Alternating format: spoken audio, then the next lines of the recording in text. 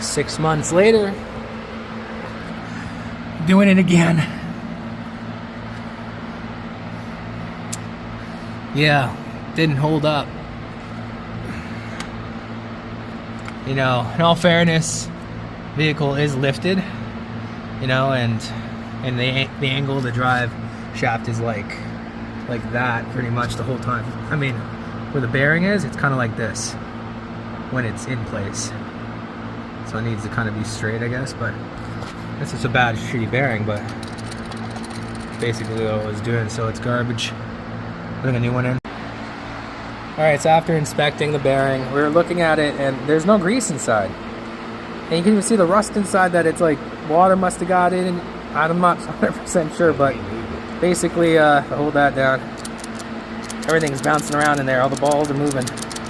So, yeah, 6 months. I don't know if it's going to have to be every 5-6 months. I'm going to have to replace this. I hope not. But, yeah, putting a new one in now. He's doing an extra good job putting that stuff in there. Even though we did a great job last time we did it, but it all dried out. Don't know. So after looking at this bearing, the old one, it is dried out, which means the gasket failed. This is an aftermarket. The bearing was good. We packed this real good last time we did it, but you can actually kind of see the gaps there between the bearings. You can see a little bit of light coming through. They've been pooched for a little while now, but when you look at it, I'm holding the circle thing and they're shaking around in there, and this is the gasket on one side. There's gaskets on both sides of this, and you know, cheap gaskets, they fail, and all the grease just got too hot. Fucking it just bled out, and it was dry. I went and fucked up because I see 2 of these clamps still here. Oh shit, I gotta put it back in. Well, anyway, I don't bolt it all.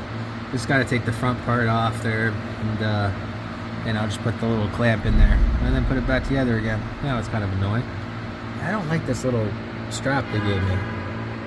It's kind of weighted on one side, you know what I mean? I don't like the previous one. Something else to keep in mind, that little C-clip that secures it, you can see there's 2 different sides. There's kind of like this flat side, and there's this kind of like tapered off side.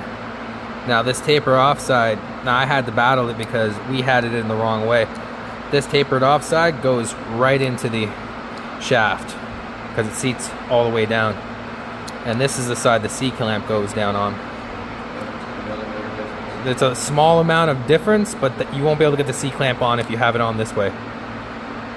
It won't allow you. So just make sure that you're putting the C-clamp on the flat side, not the beveled area.